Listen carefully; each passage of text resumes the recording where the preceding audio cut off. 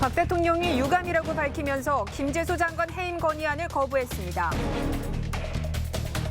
새누리당 국회 일정 거부에 야당은 도발이라고 반발하면서 국회 파행 불가피해졌습니다.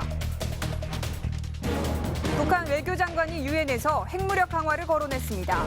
러시아는 북핵과 사드 모두의 반대 입장을 밝혔습니다. 국가연구비 540억 원이 3년간 횡령 유용됐지만 78%는 환수가 불가능합니다. 김영준 부장검사 밤샘 조사 후 참여를 얘기했지만 조사에선 뇌물청탁 혐의는 부인했습니다. 시청자 여러분 안녕하십니까? 9월 24일 뉴스 쇼판 시작합니다. 오늘 새벽 김재수 농림축산식품부 장관 해임 건의안 우여곡절 끝에 국회를 통과하면서 상생의 국회는 요원해졌습니다. 박근혜 대통령은 해임 건의를 수용하지 않을 태세입니다. 여서야대 정국을 정면 돌파하겠다는 뜻으로 해석됩니다. 청와대에 나가 있는 취재기자 연결합니다. 김정우 기자, 박 대통령은 해임 건의안이 요건을 갖추지 못했다고 보는 거죠? 네, 박근혜 대통령은 국회의 김재수 장관 해임 건의에 유감이라고 말했습니다. 형식적 요건도 갖추지 않았다고 평가했습니다. 비상 시국에 굳이 해임 건의의 형식적 요건도 갖추지 않은 농림부 장관의 해임 건의안을 통과시킨 것은 유감스럽습니다. 국회의 해임 건의에 장관 직무 수행상 과실을 특정하지 않았다는 점을 지적한 것으로 보입니다. 최근 야권이 제기한 비선 실세 국정 개입 의혹에 대해선 우회적으로 반박했습니다. 대통령직을 수행하면서 한시도 개인적인 사사로운 일에 시간을 할애하지 않았습니다. 박 대통령은 경제와 민생을 살리기 위해서 반드시 필요한 법안들은 번번이 국회의 문턱을 넘지 못하고 있다며 20대 국회에 국민들이 바라는 상생의 국회는 요원해 보인다고 비판하기도 했습니다. 박 대통령은 김재수 장관을 비롯한 100여 명의 장차관이 참석한 워크숍에서 해임 건의 거부 의사를 분명히 했습니다.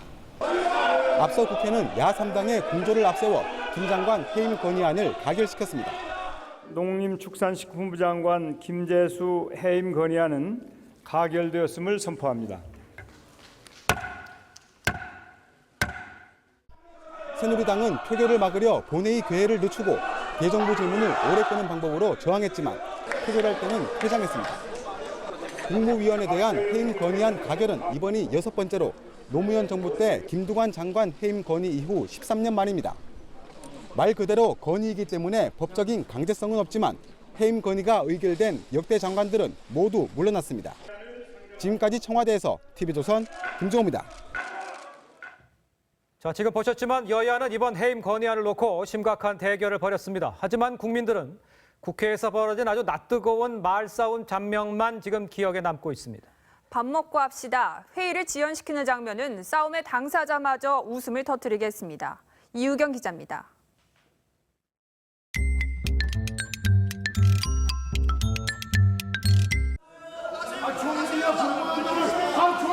국민은 국회가 어딨냐고요. 30분만 달라는 거야. 30분만. 저녁밥 먹을 시간을 달라는 새누리당 의원들의 밥투쟁은 우리도 밥 못 먹었어요. 아니 김밥 먹을 시간이라도 줘야지. 김밥 돌아가면서 드시면 되죠.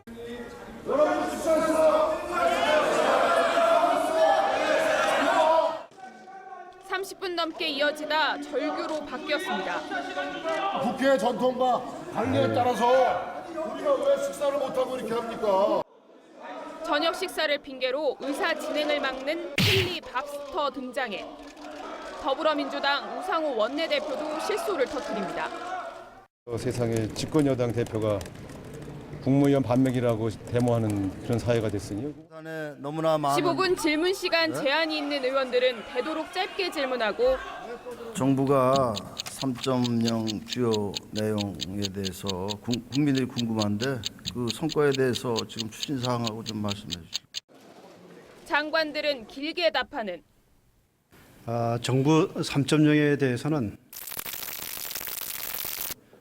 장관 필리버스터도 등장했습니다. 소통과 협력이라는 온갖 수를 동원해 10시간을 버텨봤지만 무력이 무색하게 김재수 해임 결의안은 자정을 넘겨 통과됐습니다. TV조선 이유경입니다. 자, 이렇게 김재수 장관 해임 건의안이 가결이 되면서 새누리당은 정세균 의장이 사퇴하지 않으면 국회에 출석하지 않겠다고 선언했습니다. 반면에 더불어민주당과 국민의당은 미르 의혹을 회피하려 국정감사를 마비시키고자 한다면서 비판했습니다. 당장 국정감사가 정상적으로 운영되기 힘들어졌습니다. 최지원 기자입니다. 더불어민주당은 박정희 대통령도 국회에 장관 해임 건의를 수용했다며 박근혜 대통령에게 김재수 장관 해임을 요구했습니다. 정부와 박근혜 대통령은 어제 국회에 김재수 장관 해임 건의안을 즉각 수용해야 합니다. 새누리당은 해임 건의는 무효화를 주장합니다. 정세균 국회의장이 사과하고 사퇴하지 않으면 국회에도 출석하지 않겠다고 선언했습니다. 지금 당장 이번 해임 건의안 처리가 무효임을 선언하고 국민 앞에 고개 숙여 사죄해야 합니다. 또 정세균 국회의장은 거동만 무소속일 뿐 뼛속까지 야당이라며 국회의장 자격 박탈감이라고 비난했습니다. 더민주는 여소야대를 만든 민의를 새누리당이 5기로 맞서려 한다며 국회 복귀를 요구했습니다. 국민의당은 여당의 국회 불참은 미르재단 의혹을 피하려는 꼼수라고 비판했습니다. 무슨 뭐 미르재단이네 뭐 여러 가지 의혹들이 많고 그러니까 아이 잘 됐다 그러고 지금 울고 싶은데도 안 맞은 뭐. 여야의 강경대치로 모레부터 시작할 예정인 국정감사는 차질이 불가피합니다. 국회 공전이 장기화할 경우 기한이 정해진 예산 심사 일정도 못 지킬 수 있습니다. 여야는 해임 건의안 가결 이후에 전국 주도권을 잡기 위해 국회를 볼모로 잡고 대치 중입니다. TV조선 최지원입니다. 네. 김재수 농림식품부 장관 해임 건의는 노무현 전 대통령 탄핵과 닮은 점이 많다는 이야기 나옵니다. 부족한 명분과 야권의 실력 과시라는 점 때문입니다. 당시 탄핵 때는 힘을 과시한 야당이 거센 역풍을 맞았습니다. 이번에는 여론이 어느 쪽 손을 들어줄까요? 강상구 기자가 보도합니다. 노무현 전 대통령 탄핵 순간 대한민국은 어떤 경우가 있어도 전진해야 합니다. 의원들을 내쫓고 표결하는 것도 표결인가요? 김재수 장관 해임 건의 순간 차수를 변경하여 바로 본회의를 개의한다는 점을 말씀드립니다. 헌정사의 지역적인 오점을 남기는 의회주의를 말살시키는 독재자 날치기 의장입니다. 12년의 시차가 있지만 두 사건은 닮은 꼴입니다. 국민들이 열린우리당을 지지해 줄 것을 기대한다는 노 전 대통령의 발언을 선거 중립 의무 위반으로 탄핵한 것이나 청문회에서의 음해는 흑수저라고 무시한 것이라고 쓴 김재수 장관을 해임 건의한 것 모두 명분이 약합니다. 노 전 대통령은 중앙선관위의 선거법 위반 판정에도 불구하고 사과를 거부했고 박근혜 대통령은 해임 건의 표결 직전 미르재단 의혹 제기를 사회 혼란을 가중시키는 비방과 폭로로 규정해 야당을 자극했다는 점도 공통점입니다. 무엇보다 탄핵 때는 한나라당과 민주당, 해임 건의 때는 더불어민주당과 국민의당, 야당들이 수적 우위를 앞세워 힘을 과시했다는 게 공통점입니다. 탄핵은 거센 역풍을 불러 한나라당은 최병렬 대표가 물러나고 박근혜 비대위원장이 전면에 등장하는 계기가 됩니다. 해임 건의는 어떤 결과를 낳을지 정치권은 여론을 조심스레 살피고 있습니다. TV조선 강상구입니다. 자, 김재수 장관 해임 건의가 정치권에 지금 태풍을 몰고 왔습니다. 그런데 과연 김재수 장관 해임 당할 만한 일을 했을지 정치부 정수영 기자와 하나하나 따져보겠습니다. 안녕하십니까? 자, 야당이 해임을 건의한 요구 이유, 먼저 그 이유를 좀 짚어주시죠. 예, 그렇습니다. 이게 이제 김재수 장관에 대한 해임 건의안 제출을 한 겁니다. 총 3가지 이유를 들 수 있을 것 같은데요. 첫 번째 인사청문회에서 다수 의견으로 이제 부적합 의견을 내렸다라는 게 첫 번째 이유고요. 두 번째 같은 경우는 이제 김재수 장관이 지난 9일 네이버 밴드에 자기가 흑수저 출신이어서 모독을 받았다라는 글을 남겼습니다. 그 글로 인해서 국회가 청문회 결과에 대해서 불복을 했고 또 그다음에 국회에 대해서 모독을 했다라고 평가를 했고요. 그다음에 세 번째로는 친어머니 방치 행위가 좀 논란이 됐는데 그걸로 인해서 이 김 장관이 장관이 될 수 있는 품성이 부족하다 이런 식으로 지적을 했습니다. 세 가지 이유 다 개인적인 이유 같은데 업무를 수행하는 거에 잘못했다 이런 내용은 없네요. 네, 그렇습니다. 사실 이게 이 점 때문에 청와대도 좀 반발을 하고 있는데요. 박근혜 대통령 역시도 해임 건의안의 형식적 요건을 갖추지 못했다라고 얘기를 하는 것도 당연히 이런 부분입니다. 해임 건의를 하면서 어떤 업무를 잘못했다 이런 부분에 지적이 없는 거죠. 그렇구나. 그렇지만 의혹이 나온 건 꽤 있죠. 네, 그렇습니다. 사실 먼저 이제 청문회 때 논란이 됐던 것 중에 하나가 벌써 1%대 초저금리 대출이었습니다. 그랬었죠. 근데 이건 대출 당시에 시중금리가 8%였는데 알고 보니까 김재수 장관이 1%대 초저금리 대출을 받은 게 아니라 6%, 6.8%, 9%의 대출을 받은 것으로 확인이 됐습니다. 좀 상당히 부풀려진 부분이 있던 거고요. 그러네요. 그다음에 두 번째가 이제 93평 빌라에 아주 황제 전세 의혹이 있었는데요. 이 역시도 마찬가지로 93평 빌라에 7년 동안 살았다. 이런 식으로 좀 정치 공세가 이어졌었는데요. 이건 역시도 이제 이 빌라가 있던 곳이 강남이 아니라 경기도 용인이었습니다. 그렇죠. 지금 사실 경기도 용인하면 뜨고 있는 곳이긴 하지만 그 당시만 해도 상당히 인기가 지금보다 없던 곳이었고요. 그다음에 미분양 지역이었습니다. 그랬었죠. 네. 그리고 이제 이곳이 이제 93평이라고 나왔는데 93평도 아니었고 실제로는 60평대였습니다. 그렇군요. 네. 그렇지만 하나 남는 게 아까 극빈자, 어머니 극빈자로 등록했던 거, 그 부분은 어떻습니까? 사실 이 부분이 조금 이제 슬픈 부분이라고 할 수 있는데요. 이제 야당이 낸 해임 건의안에도 아픈 가정사라고 지적을 합니다. 그러니까 어떤 부분이냐면 친어머니 맞습니다. 근데 이제 부모가 이혼을 하면서 어릴 적부터 따로 살게 된 거죠. 그래서 이제 야당에서도 이 부분은 아픈 가정사다라고 하면서 이 부분에 대해서는 동정이 가지 않는 바는 아니다. 하지만 친모에 대한 방치 행위로 인해서 과연 고위공직자로서 수행할 수 있는 품성이 되냐라고 지금 의문을 제기하고 있습니다. 그렇지만 본인이 나 흑수저다, 좀 비판받았다 이런 것에 대해서 말한 것 자체는 좀 남죠, 그래도. 사실 그 부분이 가장 김 장관에 대한 여론이 확 바뀐 부분이라고 할 수 있겠는데요. 사실 김 장관은 이제 네이버 밴드에 그 글을 올린 다음에 바로 그 다음 날 사과를 했습니다. 그렇습니다. 그런데 이제 해임안 처리 이후에 보지 우상호 더불어민주당 원내대표가 이거는 대통령과 여당을 향한 국민의 경고다라고 얘기를 했거든요. 그러니까 이 말에서 보듯이 이번 해임 건의안은 단순히 김재수 장관을 겨냥했다라고 보기보다는 박근혜 대통령과 여당에게 야당이 이번에 한번 여소야대 정국으로서 본때를 보여주겠다. 이런 의도가 있는 거 아니냐라고 볼 수 있을 것 같습니다. 그렇군요. 김재수 장관은 이 지금 돌아가는 상황에 대해서 어떻게 얘기를 하고 있습니까? 네, 김 장관이 이제 이 부분에 대해선 자신의 의혹에 대해서는 충분히 소명했다라고 얘기를 했거든요. 사실 이제 박 대통령이 직접 해임하지 않으면 이 김 장관이 물러나는 방법이 있는데 김 장관이 사실 자진 사퇴하는 것까지는 아직까지는 생각은 없어 보입니다. 그렇군요. 네. 청와대가 반대하는 이유를 지금 그러면 정리를 좀 해서 좀 얘기를 좀 해주실까요? 네, 우리 헌법 63조에 보면 국무위원 해임 건의안이 있습니다. 여기에 보면 해임 건의를 할 수 있다라고 돼 있기 때문에 법적 구속력, 그러니까 대통령이 이걸 반드시 법적 구속력을 법적 구속력이 없습니다. 그래서 이 청와대 같은 경우도 그 부분을 들면서 이 부분은 야당의 정치 공세이기 때문에 이걸 우리가 꼭 받을 필요가 없다라고 얘기를 하고 있습니다. 취임 한 달도 안 된 김재수 장관이 무슨 위법을 저질렀냐는 거죠. 그렇군요. 아까 좀 얘기한 것 중에 당시 시중금리가 1.7%였다는 것을 바로 잡아서 말씀을 드리겠습니다. 지금까지 정치부 정수양 기자와 함께 이야기 나눴습니다. 고맙습니다.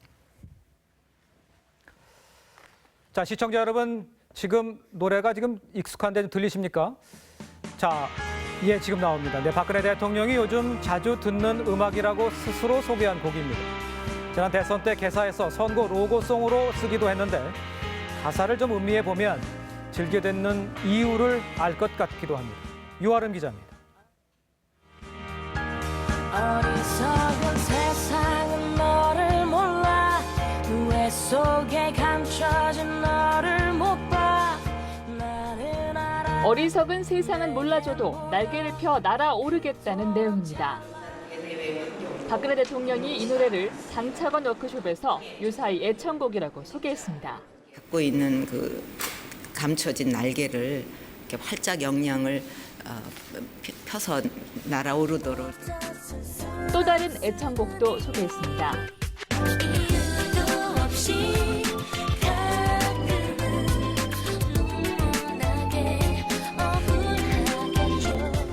달리기도 뭐 입술도 바짝바짝 마르고 힘들지만 이미 시작했는데 중간에 관둔다고 그럴 수도 없고 끝까지 하자.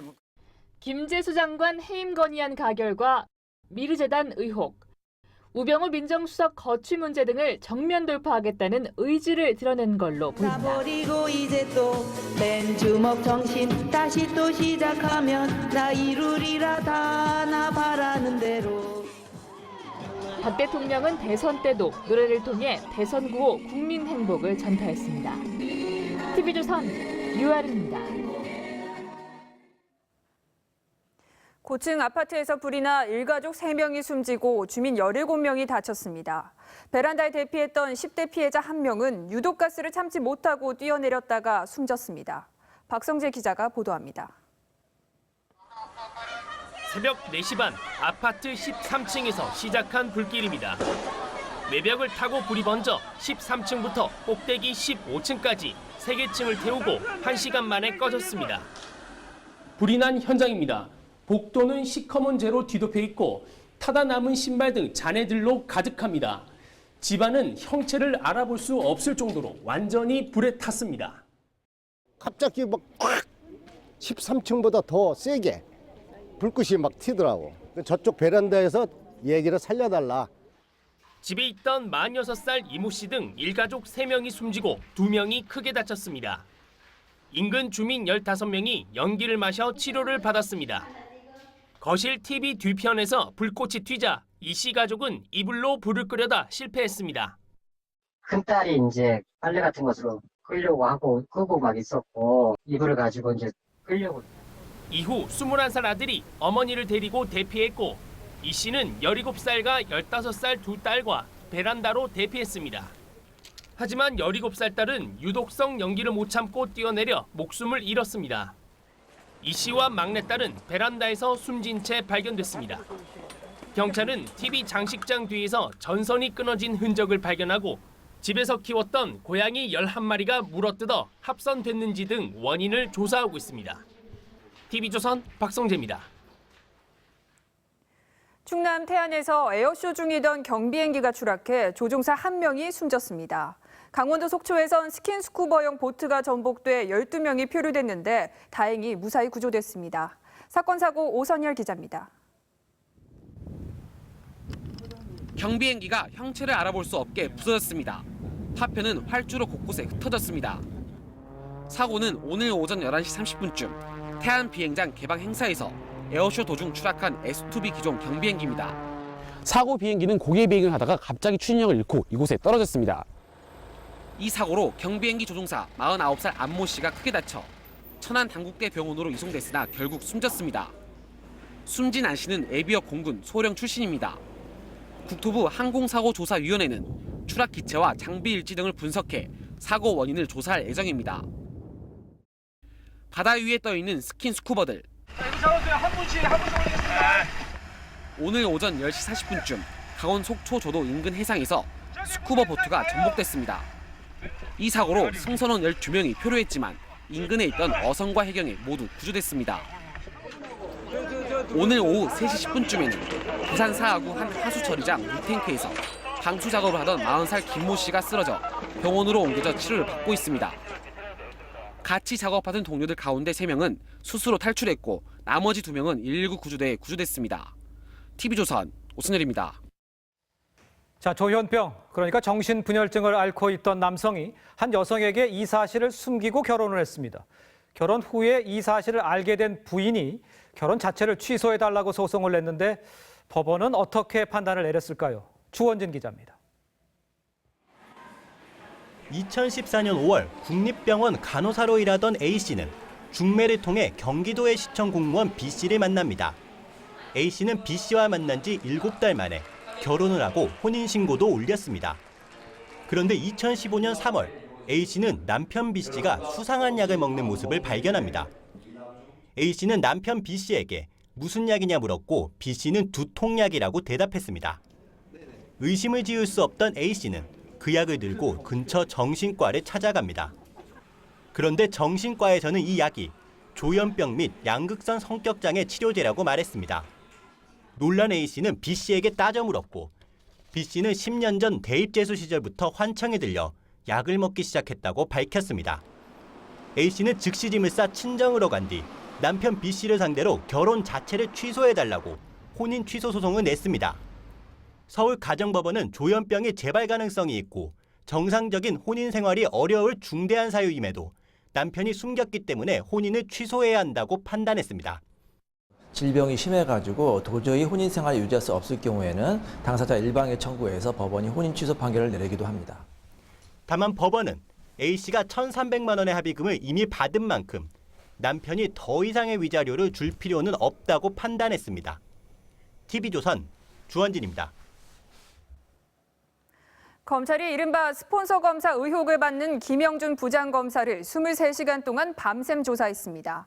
수사팀은 김 부장검사의 혐의를 입증할 증거는 충분히 확보됐고 다음 주에 구속영장 청구 여부를 결정하겠다고 밝혔습니다. 홍현주 기자의 보도입니다. 김영준 부장검사가 오늘 아침 조사를 마치고 나와 허리를 90도로 숙인 뒤 사과합니다. 응분의 처분을 달게 받고 평생 참여와 용서를 구하는 마음으로 살겠습니다. 검찰은 어제 오전 고교동창에게 수천만 원대 향응을 받은 혐의 등으로 김 부장검사를 소환 조사했습니다. 또 어제 오후 8시쯤에는 김 부장검사의 스폰서였음을 밝힌 고교동창 김모 씨도 옆방에 불러 조사했습니다. 김 부장검사는 금품 수수 사실은 인정했지만 대가성 있는 뇌물은 아니었다고 주장했습니다. 뇌물을 받고 청탁을 했다거나 수사 편의를 봐줬다는 혐의는 모두 부인했습니다. 검찰은 얼마 전 비리 혐의를 받던 진경준 검사장과 김수천 부장판사를 소환조사 당일 긴급 체포했습니다. 하지만 김 부장검사에 대해서는 혐의를 입증할 증거가 충분하다며 긴급 체포는 하지 않았습니다. 검찰은 비록 김 부장검사의 휴대폰은 확보하지 못했지만 고교동창 김 씨의 휴대폰과 계좌 기록 등으로 구속영장 청구가 가능하다는 입장입니다. 검찰은 다음 주 안에 구속영장 청구 여부를 결정할 방침입니다. TV조선 홍현주입니다.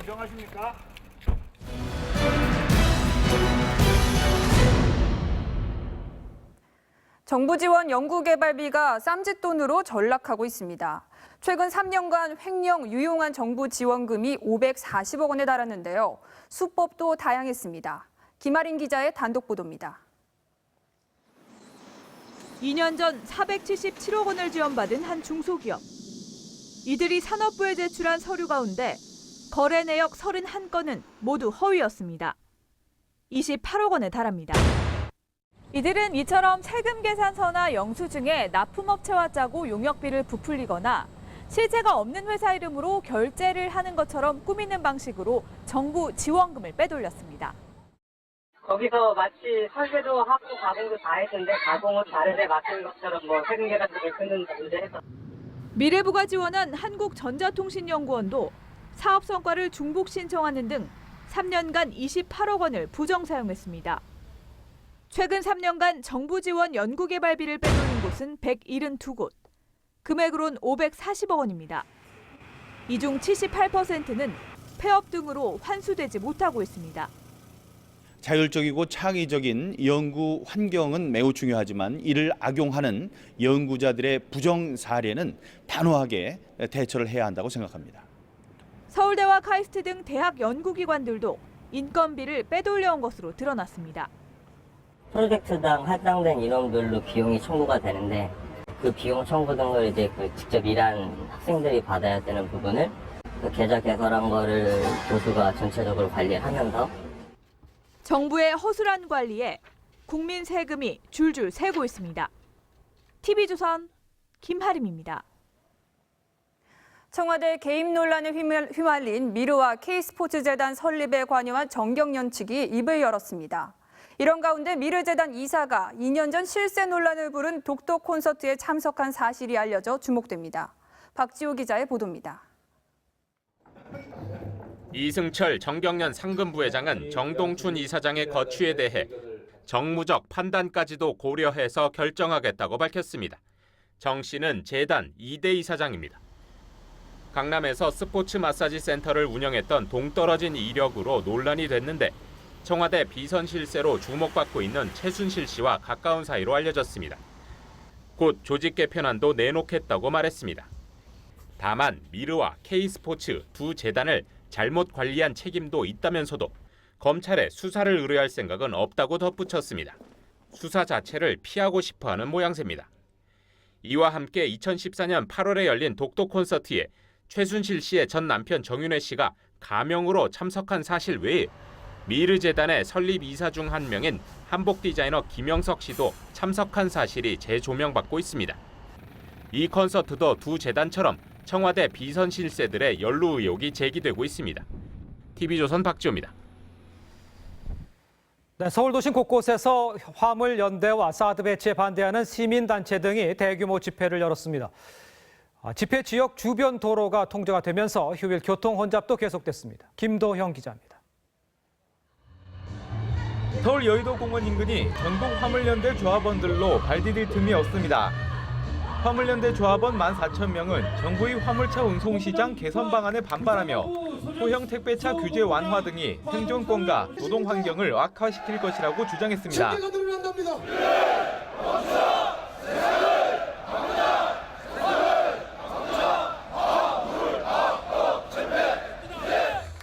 화물연대는 저녁 8시까지 여의도 1.4km 구간을 행진할 계획입니다.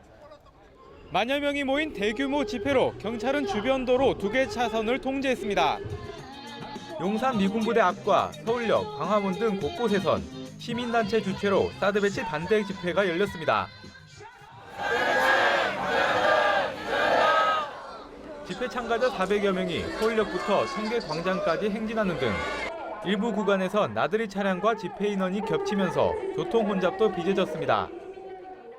여러 가지로 불편해요. 교통도 불편하고 주변 상황도 그렇고. 경찰은 서울역 주변에 경력 300여 명을 배치해 만일의 사태에 대비했지만 큰 충돌은 일어나지 않았습니다. TV조선 김도영입니다.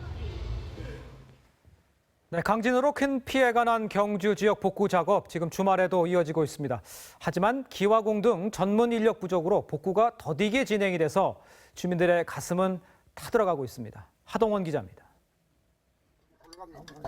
지붕 위에 황토를 바르고 새 기와장을 덮어 손으로 꼼꼼히 다집니다. 자원봉사에 참여한 기와 수리공들이 구슬땀을 흘리며 복구 작업을 펼칩니다. 주말에도 지붕 복구 작업이 진행됐지만 인력 부족으로 진행 속도는 더뎌지고 있습니다. 파손된 주택이 5,000채나 되지만 한옥의 기와 지붕 수리를 위해 투입된 인원은 고작 4명. 경력이 20년이 넘은 베테랑들이지만 작업 속도는 더디기만 합니다.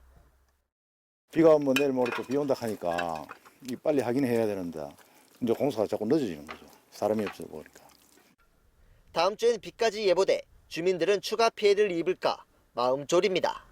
또 언제 어느 시기 기아장이 요래 뭐 딱 요래돼가 있으니까 또 언제 날라올 줄 모르니까 그거는 알 수가 없잖아, 그죠? 경상북도와 경주시는 피해를 입은 공공시설분에 대한 본격 복구에 착수해 내년 6월까지 완료하기로 했습니다. 김관용 경북도지사는 불국사, 첨성대 등 문화재 피해 상황을 점검했습니다.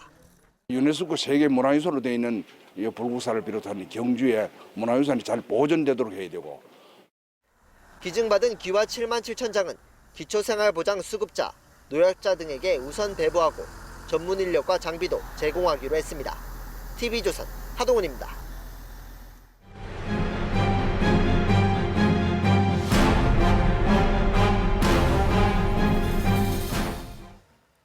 자, TV조선은 국민안전처 집중해부 시리즈 앞서서 사흘 연속 전해드렸습니다. 안전처를 취재한 황민지 기자와 좀 더 자세한 이야기 나눠보도록 하겠습니다. 안녕하십니까. 자, 이번에 보니까 아주 국민안전처의 대응이 그야말로 실망스럽다 이런 생각을 막 모든 국민이 다 했을 거예요. 취재를 직접 해보니까 왜 그런 것 같습니까? 네, 일단 취재를 해보니 국민안전처는 직원 만여 명에 1년 예산만 3조 원이 넘는 거대 조직인데 그러니까요. 지금 그 국민안전처가 이른바 공무원 조직이 돼버렸다는 지적이 많았습니다. 예. 재난컨트롤타워가 다른 정부 부처 같은 사무조직이 된다는 건 설립 취지에도 맞지 않는데요. 그렇죠. 네, 지진만 따져도 실제로 담당 부서는 10명, 속한 지진 방재과 한 과에 불과했고 전문가도 내진 설계를 연구한 한 명뿐이었습니다. 그렇군요. 근데 이제 지진은 우리가 그전에 많이 안 나서 그렇다고도 이제 뭐 좋게 해석을 하면 그럴 수도 있는데 다른 재해에 대한 대책들은 어떻습니까? 실제 취재를 해보니 지진뿐만이 아니었습니다. 예. 그래서 실국장급 이상 고위직 18명 중 재난관리 전문가로 꼽을 만한 인력은 단 3명입니다. 예. 그리고 특히 해양 분야도 마찬가지인데 해양경비안전본부장도 바다 경험이 없는 게 현실이었습니다. 어허. 미국 해양경비대가 사령관이 40년, 일본 해상보안감도 관련 업무에 31년간 종사한 베테랑이었습니다. 예.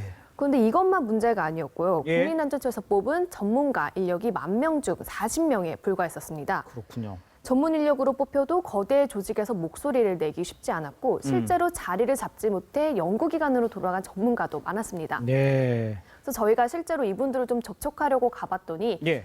또 불이익을 받을까 목소리를 내기 꺼려 하시는 분들도 많았습니다. 그렇군요. 근데 이제 안전처가 본인이 이제 그 대응에 나서기보다는 지휘를 하려고 한다. 이런 얘기도 있는데 그거를 어떻게 봅니까?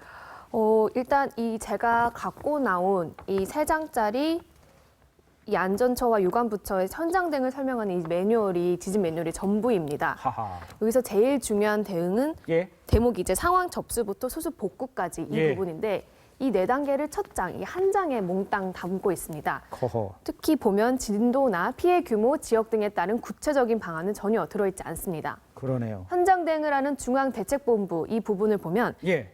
실무를 진두지휘해야 할 실국장이 행동 요령은 3줄 뿐이고 이마저도 이 중 2줄은 장차관을 보좌하고 나머지는 박 대통령에게 상황을 브리핑해야 된다는 내용입니다. 네. 지진 행동 요령이 300쪽에 이르고 초단위로 이뤄진 일본과 비교하기 매우 부끄러운 상황이었는데요. 이러니 지자체나 현장에선 유기적으로 돌아가지 않는다는 비판이 끊임없이 나오고 있습니다. 그렇군요. 또 취재하면서 보니 과거 재난에 대한 데이터들이 제대로 축적이 되지 않아서 네. 세월호 사고를 계기로 안전처를 급하게 꾸리다 보니 인수인계가 제대로 되어 있지 않겠구나라는 것을 스스로 인정하는 경우도 있었습니다. 그렇군요. 그야말로 제가 보기에도 그냥 보여주기식이었다 이렇게 볼 수밖에 없는데 그렇다 그러면 내부 안을 취재해 보니까 그 안전처 내부 분위기들은 어떻습니까 요즘? 내부에서는 이런 상황이 올 줄 알았다라는 이런 자조적인 목소리가 그렇습니까? 많았습니다. 예. 그러니까 제가 얘기하는 것보다 안전처 관계자 얘기 들어보시는 게 더 정확하실 텐데 그러죠. 한번 들어보시죠. 지금 이거는 모르겠어요. 또 속에 들어가서 보시면 현재로도 애가 많은 거니까. 세종시 이전도 네. 계획 없이 촉박하게 이루어졌을 만큼 엉성한 조직이라는 말이 나오고 있는데요. 이번 사건을 계기로 제대로 된 체계를 구축해야 된다는 내부 비판도 많이 그렇군요. 나오고 있습니다. 자 그렇다 그러면 국민안전처 보기에 어떻게 바뀌어야 된다고 보는 겁니다. 일단은 가장 많은 부분이 있는데 중앙부처가 해야 할 역할이 있는데 그 역할부터 일단 먼저 예. 자신들이 숙지해야 하지 않을까 예. 생각을 하고 있습니다. 예, 그렇군요. 알겠습니다. 지금까지 황민지 기자와 함께했습니다. 고맙습니다. 네, 감사합니다.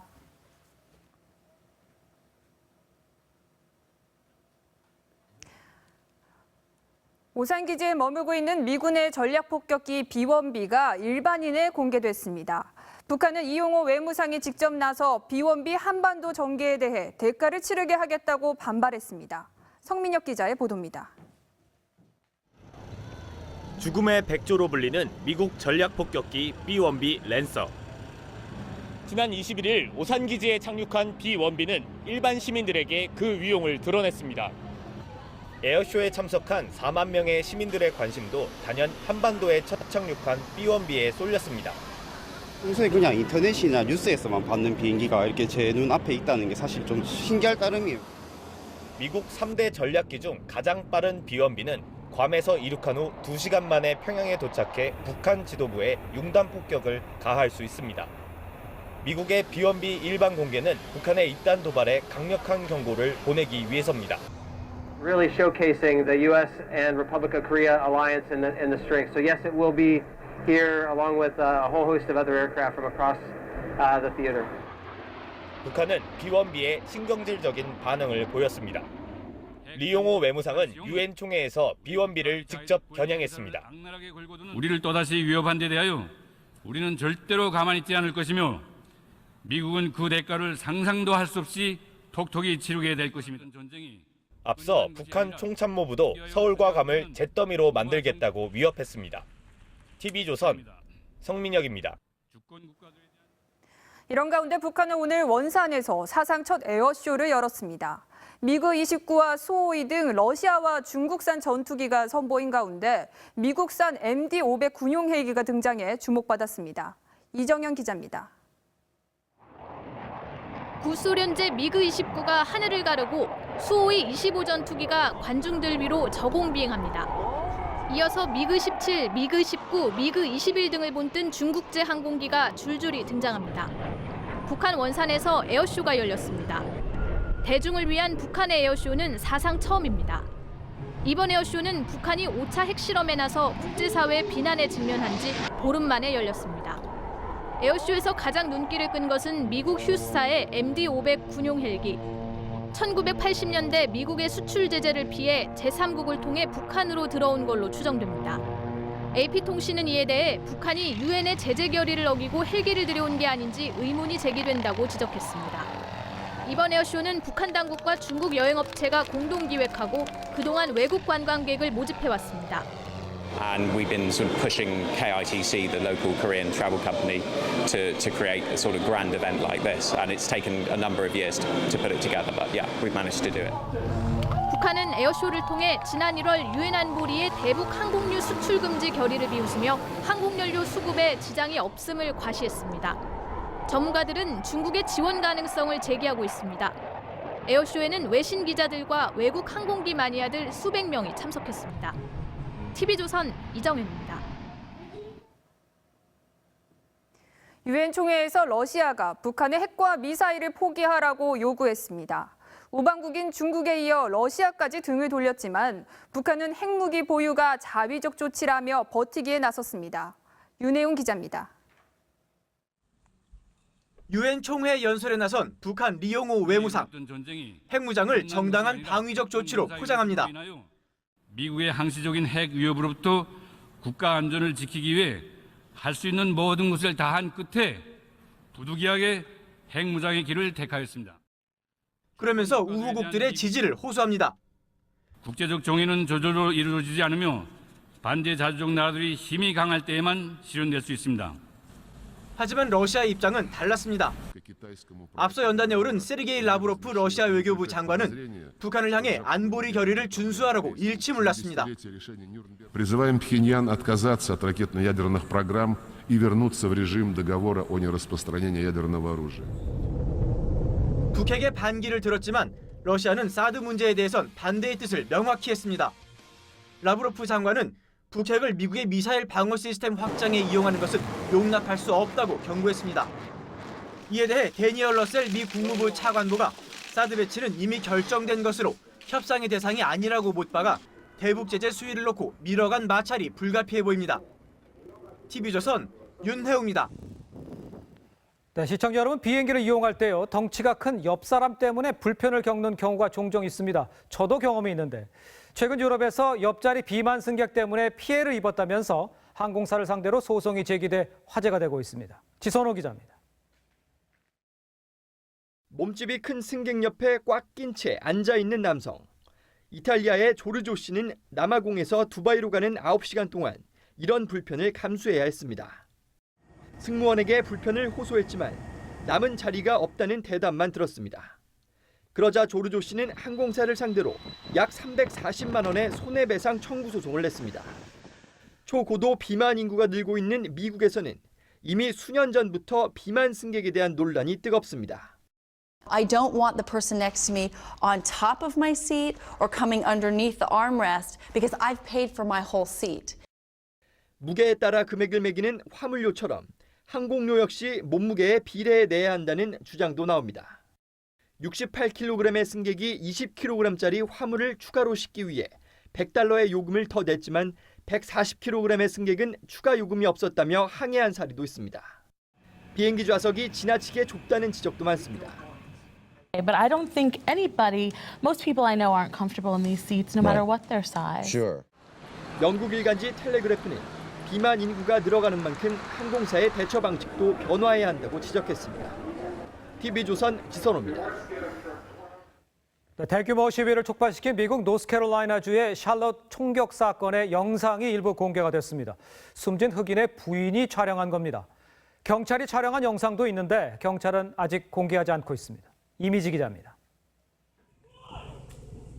Don't shoot him. Don't shoot him. He has no weapon.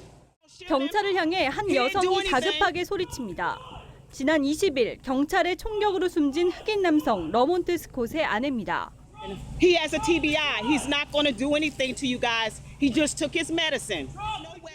경찰에게 남편이 장애인이라고 알린 그녀는 남편에게도 차 밖으로 나오라고 외칩니다.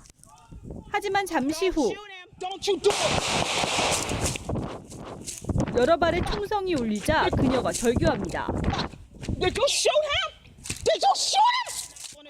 그녀가 공개한 영상에는 총을 겨누고 있는 경찰과 쓰러진 남성의 모습이 담겼지만 숨진 남성이 총을 들고 있었는지는 나오지 않습니다. 경찰은 자신들이 찍은 영상을 아직 공개하지 않고 있습니다. 다만 이 영상을 유족들에게는 보여줬다고 밝혔습니다. 영상을 본 유족들은 남성이 총이 아닌 책을 들고 있었다며 격하게 항의했습니다. 나흘째 시위를 벌이고 있는 샬롯 시민들도 경찰의 영상 공개를 촉구했습니다.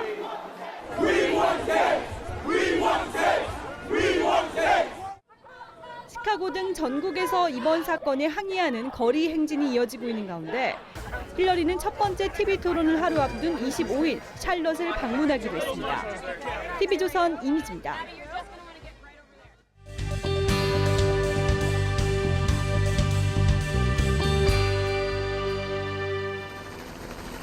미국 워싱턴주의 한 쇼핑몰 앞 한밤중에 경찰차 수십 대가 몰려들었습니다. 현지 시각 23일 시애틀 북쪽에 위치한 캐스케이드 쇼핑몰에서 괴한이 총을 난사해 4명이 숨지고 1명이 다쳤습니다. Don't know motive right now. Don't know any other further description on the shooter. 경찰은 목격자들의 진술을 바탕으로 회색 옷을 입은 히스패닉계 남성을 쫓고 있습니다. 한 남성이 어린아이를 수영장 속으로 던집니다. 거부하는 아이를 수차례 억지로 밀어넣습니다. 지난해 8월 멕시코의 한 호텔 수영장에서 호세 데이비드가 3살짜리 의붓딸을 물에 빠뜨려 살해했습니다. 검찰은 데이비드에게 징역 40년을 구형했지만 법원은 CCTV를 확인하고 죄질이 매우 나쁘다며 징역 100년을 선고했습니다. 버스 기사와 다투던 승객. 돌아가는가 싶더니 갑자기 돌아와 기사를 공격합니다. 운전기사가 실신해 쓰러지고 버스는 다른 차량을 들이받은 뒤 멈췄습니다. 이 사고로 버스에 타고 있던 승객 11명이 다쳤고 앞서가던 승용차 3대가 부서졌습니다. 가해 남성은 버스기사가 문을 안 열어줘서 폭행했다고 말했습니다. TV조선 이상준입니다. 올 시즌 프로야구는 중위권 팀들의 혼전이 유독 치열했습니다. 이제 막바지로 접어들고 있는데요. 희비가 엇갈리고 있습니다. 김관 기자입니다. 2주일 전만 해도 SK는 가을 야구에 대한 희망에 잔뜩 부풀었습니다. 지난 9일 넥센전 승리로 6연승, 5위 기아에 한 게임 반 앞선 4위 자리를 지켰습니다. 남은 경기들도 충분히 쉴 수 있는 일정이었습니다. 하지만 이후 어떤 날은 에이스가 무너졌고 투수가 잘 던지는 날이면 타자들이 못 쳤습니다. 현재 9연패, 5위 기아에 3게임 반이나 뒤져 있습니다. 정규 시즌 남은 경기는 5경기, SK의 가을 야구 가능성은 희박합니다. 유리해 보였던 긴 휴식의 일정이 오히려 타격감 저하의 원인으로 분석되고 있습니다. 한화의 희망도 점점 사라지고 있습니다. 무리한 팀 운영으로 인한 과부하가 체력적 한계로 막판에 나타났습니다. 롯데는 기대했던 FA 영입 선수 윤기련 손승락의 부진이 아쉽습니다. 치열했던 중위권 싸움의 승자는 LG와 기아가 될 것으로 보입니다. 나란히 팀 주축을 젊은 선수로 바꾸는 체질 개선을 선언하고 시즌을 시작했는데 좋은 성적까지 얻어냈습니다. 미래를 보고 뚝심을 이어간 LG 양상문 감독과 기아 김기태 감독의 지도력이 조명받고 있습니다. TV조선 김관입니다.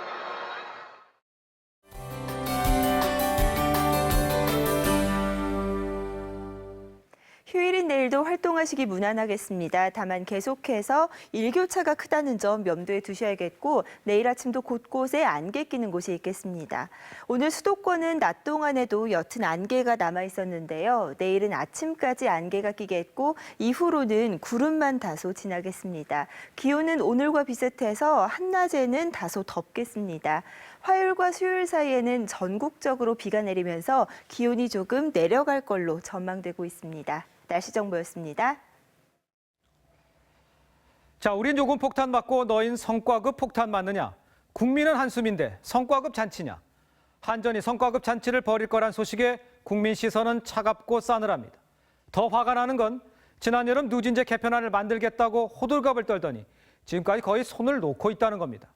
곧 겨울 닥치면 난방용 전기 논란도 불거질 수 있습니다. 납득할 만한 개편안 서둘러 내놔야 합니다. 뉴스쇼 반 마칩니다. 시청자 여러분 고맙습니다.